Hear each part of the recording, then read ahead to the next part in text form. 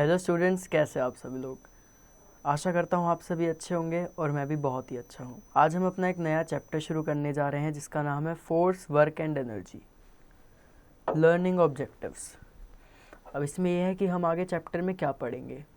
What is force, types of forces, what are simple machines, what is work, energy and its forms. Get going. अब इसमें वो questions हैं, जब हम पूरा चैप्टर पढ़ लेंगे उसके बाद हमें इन सभी क्वेश्चंस के आंसर मिल जाएंगे। जैसे first question, why does a moving ball stop after some time, कि जब कोई बॉल मूव कर रही है वो मूव करते करते अपने आप कैसे रुक जाती है। Is crane taking away a car, a push और अ पुल, कि जब कोई क्रेन किसी कार को लेके जा रही है तो वो उस पर पुलिंग फोर्स लगा रही है या पुशिंग फोर्स लगा रही है।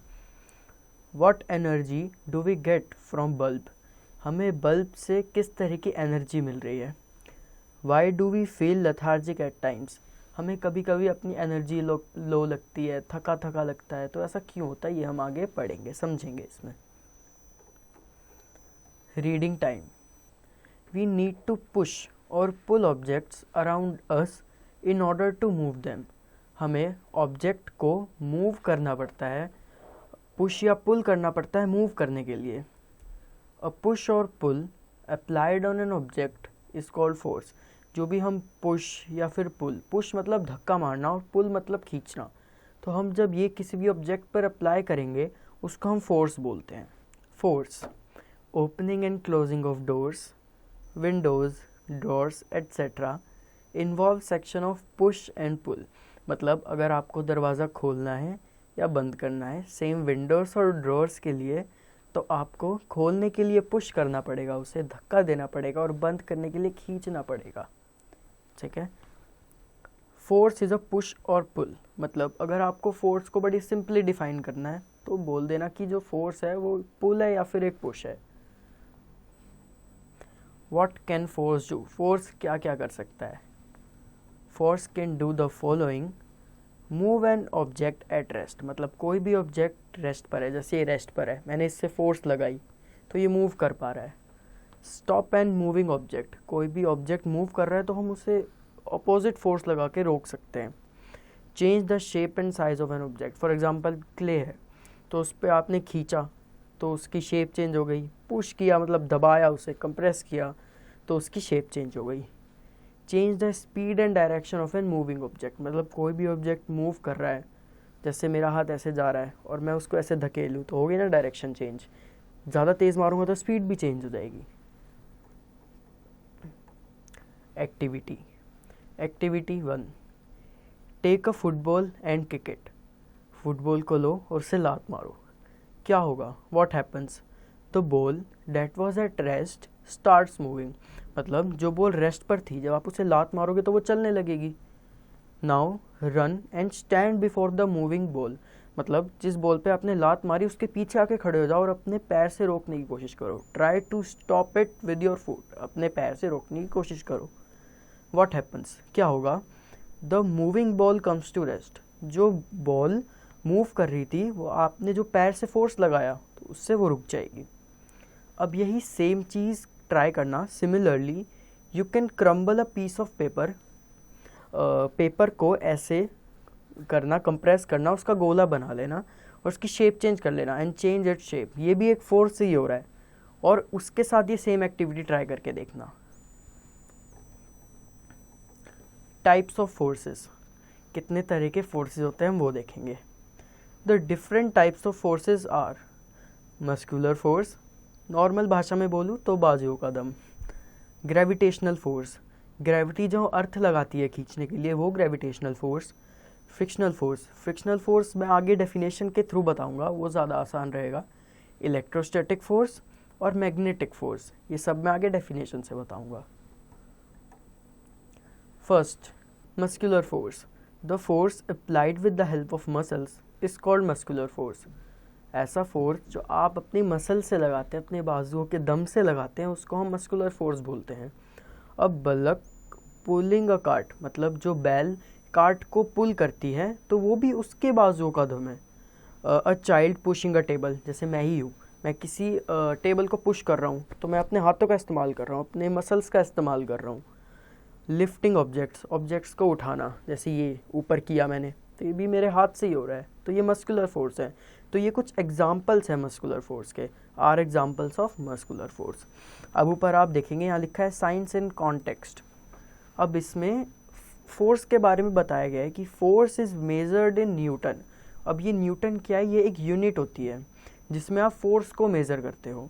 तो force is measured in unit. 1 Newton is the force needed to speed up a mass of 1 kg by 1 meter per second.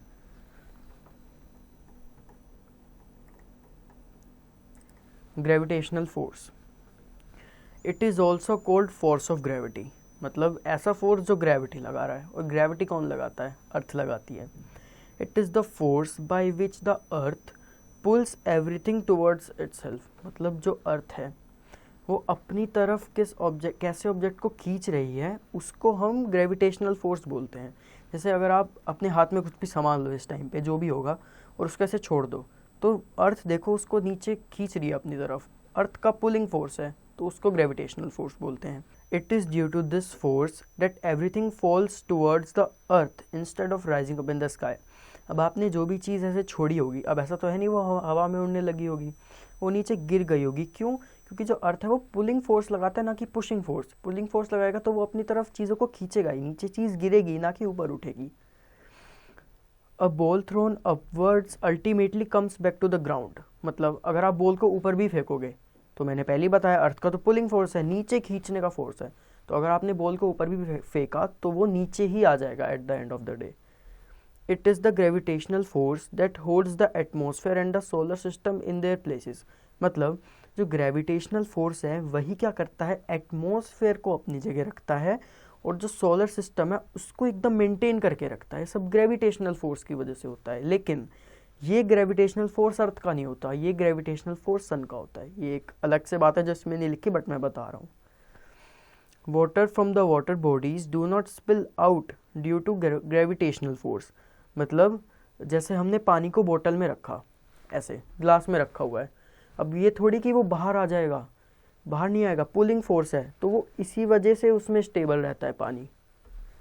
Gravitational force is only pull and not push, जो मैंने पहले ही बता दिया कि ये सिर्फ एक पुलिंग फोर्स है, पुशिंग फोर्स नहीं है। Frictional force. Have you ever wondered what enables us to walk. मतलब क्या आपने कभी सोचने की कोशिश करी है कि हम चल किसकी वजह से पाते हैं। Why does a moving object like a ball rolling on the ground stops after some time.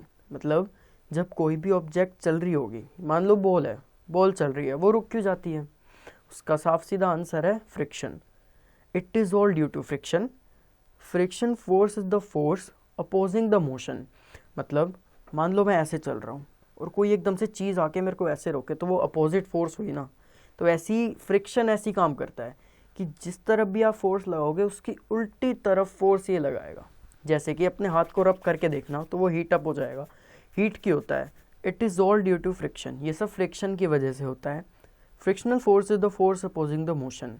मतलब जो फ्रिक्शनल फोर्स है वो किसी भी मोशन को अपोज करता है, मतलब उसके उल्टी तरफ लगता है। जैसे आप यहाँ जा रहे हो तो वो ऐसे लगेगा, बट वो सरफेस के थ्रू ही लग पाता है। इस बात को ध्यान रखना, हवा में नहीं चलता ऐसा, सिर्फ ज़मीन पे चलता है। मतलब दो चीज़ें अगर कांटेक्ट में रहेंगी ये सिर्फ तभी पॉसिबल हो पाएगा। It causes wear and tear. मतलब ये चीज़ों के ख़राब होने का भी रीज़न बनता है। फॉर एग्ज़ाम्पल किन्हीं दो चीज़ों को घिस कर देखना। जब आप उन दो चीज़ों को बहुत एक्सट्रीमली घिसोगे तो देखोगे वो एकदम से स्मूथ हो गए। वो उनका रफ सरफेस था बट वो स्मूथ हो गया, तो मतलब वो ख़राब हो गए। तो ये ख़राब होने का भी रीज़न बनता है कहीं ना कहीं। Friction is more on a rough surface and less on the smooth surface. जैसे मैंने पहले ही बता दिया कि अगर रफ सरफेस पे आप उसको रब करोगे बार बार तो उस पर फ्रिक्शन लग जाएगा, लेकिन करते करते एक टाइम ऐसा आएगा वो उसको भी स्मूथ कर देगा और उस पर फ्रिक्शन लगना बंद हो जाएगा।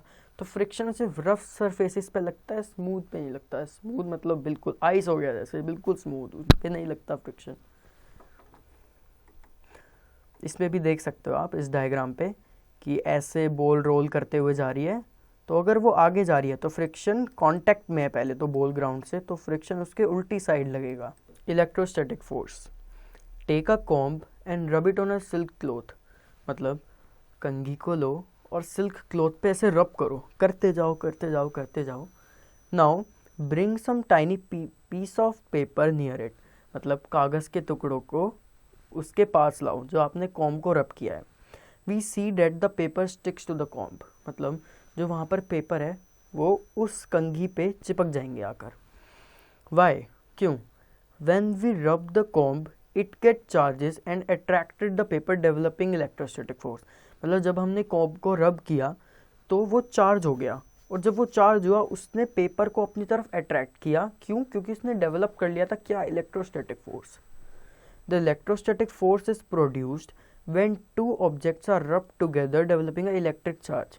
इलेक्ट्रोस्टैटिक फोर्स तब डेवलप होता है जब आप किन्हीं दो चीज़ों को आपस में रब करोगे तो उसमें एक इलेक्ट्रिक चार्ज प्रोड्यूस होनी चाहिए, उससे इलेक्ट्रोस्टैटिक फोर्स डेवलप होता है। Magnetic force, magnetic force is the force applied by a magnet on metallic object due to which they get attracted to the magnet without any actual contact between them, मतलब जो magnetic force होता है वो एक ऐसा force होता है कि मान लो आपके पास मैग्नेट है, तो आपने मैग्नेट को किसी मेटालिक चीज़ पे लगाया, अब उससे मेटालिक चीज़ अगर अट्रैक्ट हो गई या फिर रेपेल भी हो गई, जैसे मेटल की चीज़ अट्रैक्ट ही हो जाएगी, तो अगर वो अट्रैक्ट हो गई बिना किसी फिजिकल कांटेक्ट के, डायरेक्ट चिपक गई ऐसे, तो मतलब वो मैग्नेटिक फोर्स है।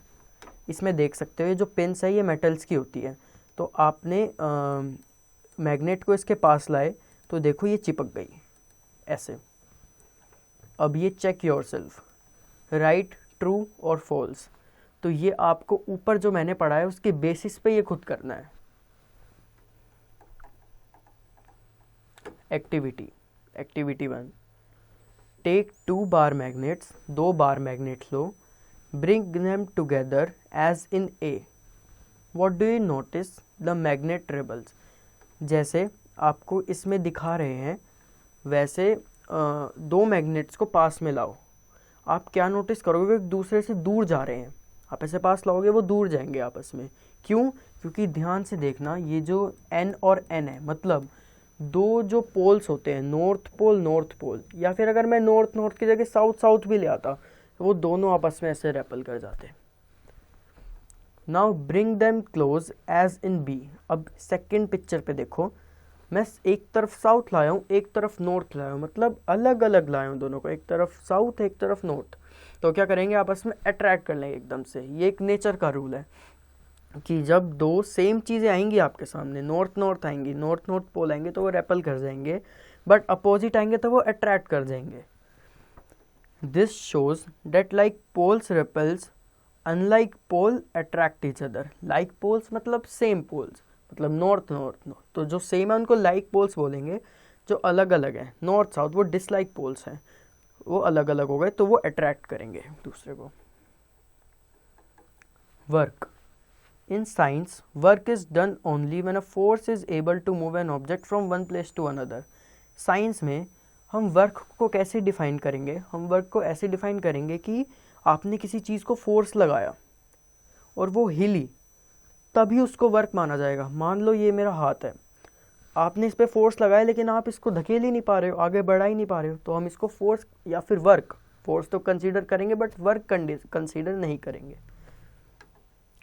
For example, when you try to move a cupboard and it doesn't move, we say that no work is done here. मतलब कि जब आप किसी कबर्ड को, मतलब अलमारी मान लो, उसको मूव करोगे तो ऑब्वियस सी बात है आप में इतनी ताकत नहीं है कि आप उसको मूव कर पाओ, तो मतलब आपने फोर्स तो लगाया, ठीक है, हमने मान लिया आपने फोर्स लगाया, बट आपने कोई काम नहीं किया, आपने वर्क नहीं किया उसमें। But when you pull a table और pick up a book from a cupboard, मतलब या तो आपने टेबल को पुल किया, खींचा अपनी तरफ, या फिर उसमें से कोई बुक निकाली कबर्ड में से, work is done because the force applied bye you has moved the table and book.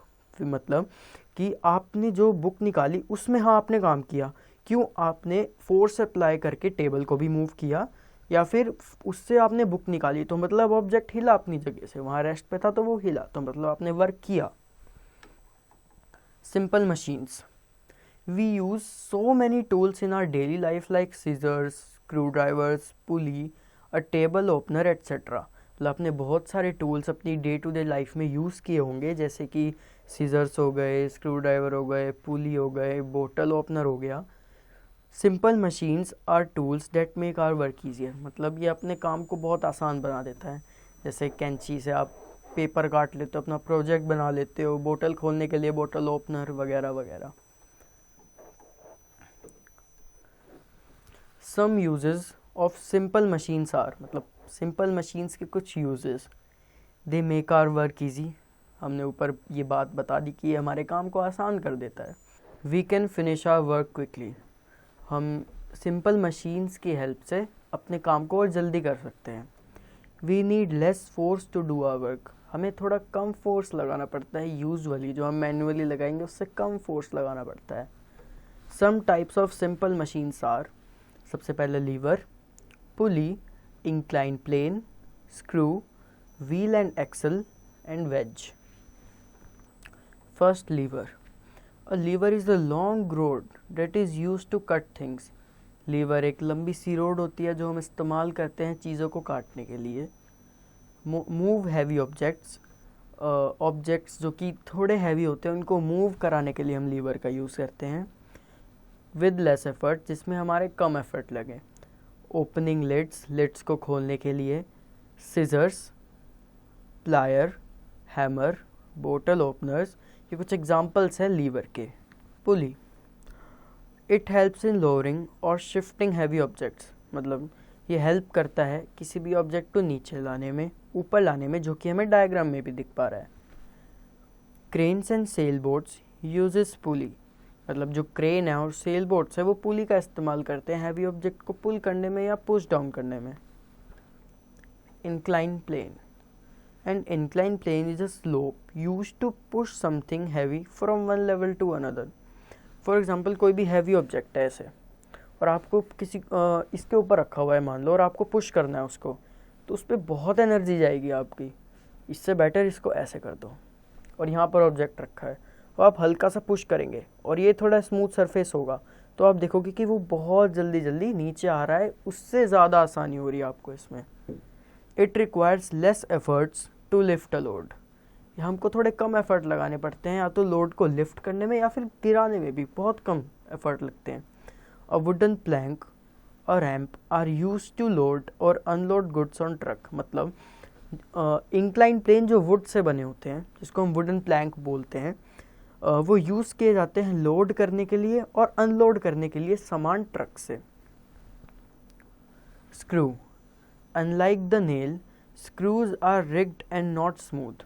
मतलब जो हमारा नेल होता है वो काफ़ी स्मूथ होता है लेकिन जो स्क्रू होता है वो स्मूथ नहीं होता.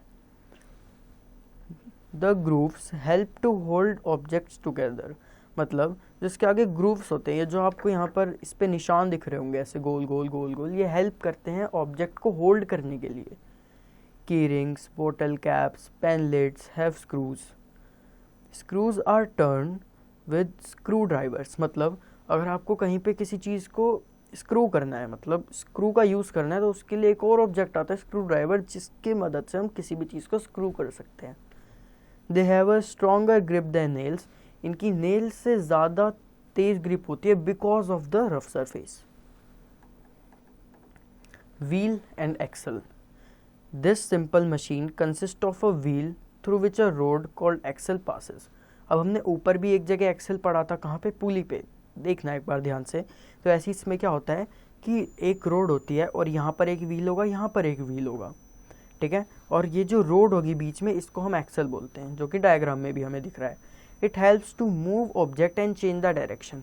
हम इसकी हेल्प से ऑब्जेक्ट को मूव करा सकते हैं और उनकी डायरेक्शन चेंज कर सकते हैं. Screw drivers, roller skates, steering wheel, door knobs, उनमें ये सारी चीज़ें होती हैं, व्हील और axle. Wedge. A wedge is any machine with a sharp edge in the front and a blunt edge at the back. मतलब कि एक ऐसी चीज़ जो यहाँ से नोकीली है लेकिन पीछे से नोकीली नहीं है, पीछे से थोड़ी बड़ी है, उसको हम वेज बोलते हैं. इट स्प्लिट्स और कट थिंग. मतलब किसी चीज़ को दो टुकड़ों में काटना है तो उसके लिए वेज यूज़ करना पड़ेगा। Axes, knife, nails are some example of wedges. Check yourself, give 2 examples of each.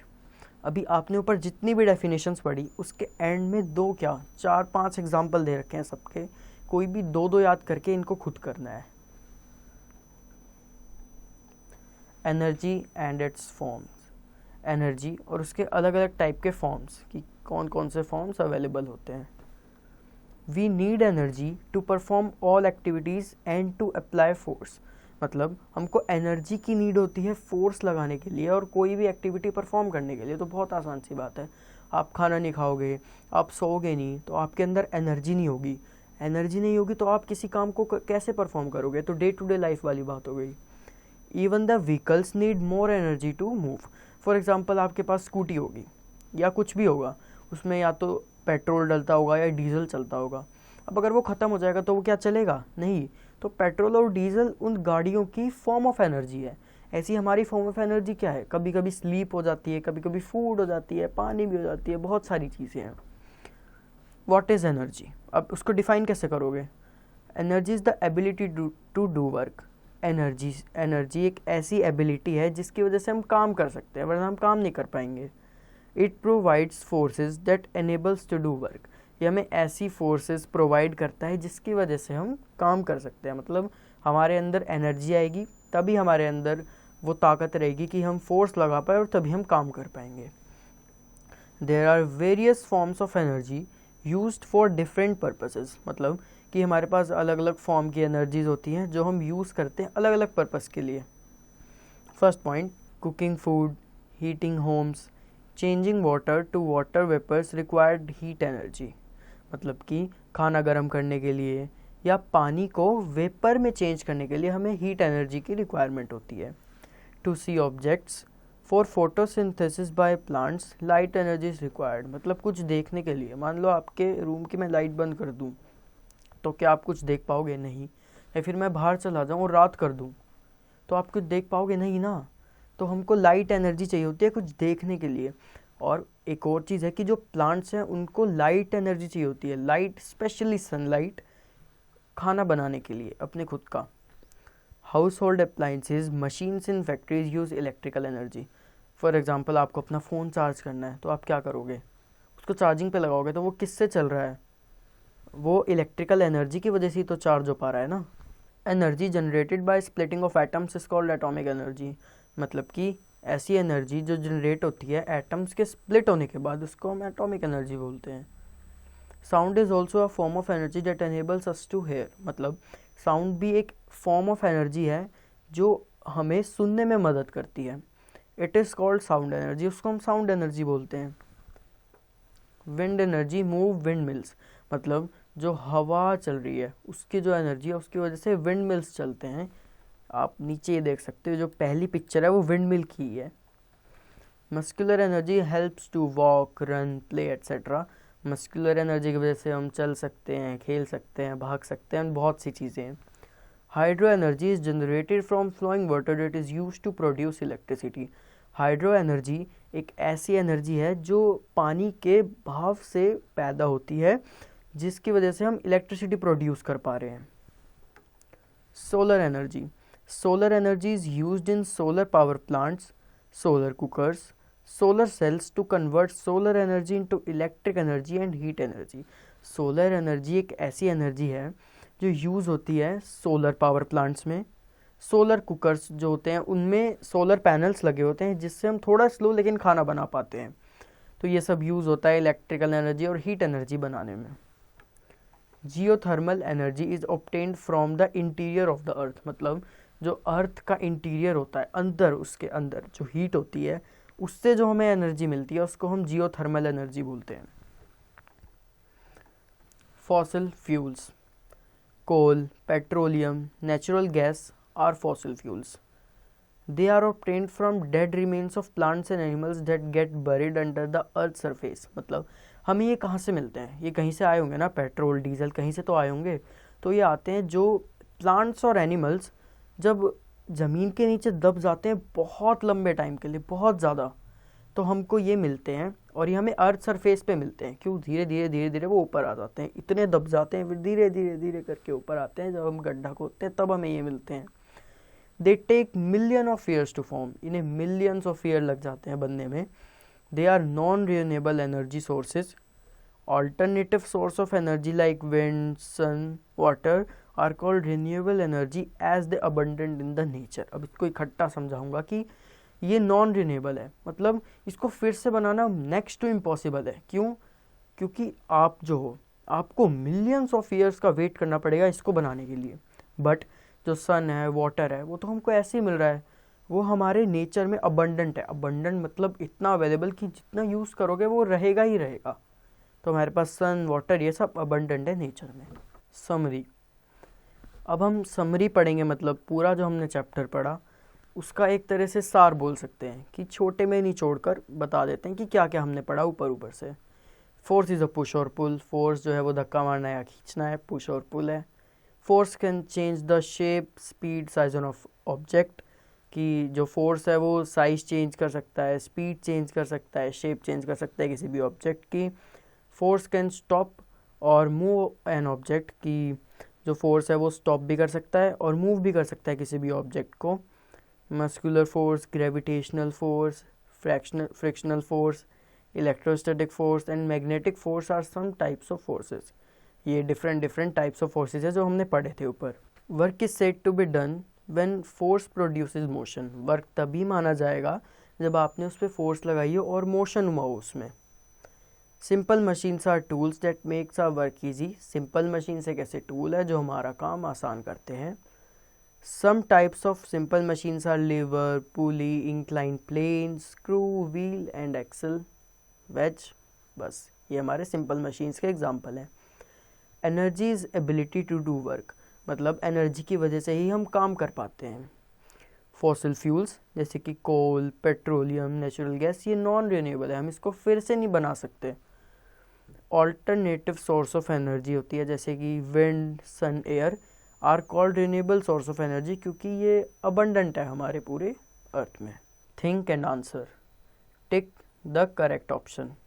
First question, if force is applied in the same direction as of its motion it will, पहले खुद सोचो। इसका answer है move faster. क्यों? क्योंकि ये अगर object है, ये ऐसे जा रहा है और मैं भी ऐसे ही धक्का दे रहा हूँ तो ये और तेज चल रहा है ना, इसलिए मूव फास्टर। अब ऐसी सोच के, प्रैक्टिकली सोच के, रट के नहीं, प्रैक्टिकली सोच के सारे क्वेश्चन आप कर दोगे पक्का, ठीक है। Second, fill in the blanks. We need dash to do work. Obvious सी बात है कि इसमें एनर्जी आएगा, हमें एनर्जी चाहिए होती है किसी भी काम को करने के लिए। बाकी ऐसी ये सारे पार्ट्स भी ऐसे हो जाएंगे तो बहुत सिंपल है। Define the following terms. अब इन टर्म्स को आपको याद करना है, खुद लिखना है। Next, write T for true and F for false statement. Earth pulls everything towards itself. खुद सोचो पहले। ट्रू। क्यों? जो अर्थ पुलिंग फोर्स प्रोड्यूस करता है, ये मैं पहले ही बता चुका हूँ, वो अपनी तरफ चीज़ों को खींचता है। सो ऐसी बहुत सिंपल है, बाकी सारे आप खुद कर लोगे पक्का। Answer the following questions. ये सारे क्वेश्चंस आपको खुद करने हैं, याद करने हैं, समझ के याद करने हैं मेन तो। मैं आशा करता हूँ कि आपको ये चैप्टर पूरा समझ आया होगा, और अगर आपको समझ नहीं आया तो आप फिर से रिपीट पे ये लेक्चर देखो और बार बार इसकी प्रैक्टिस करो। Thank you.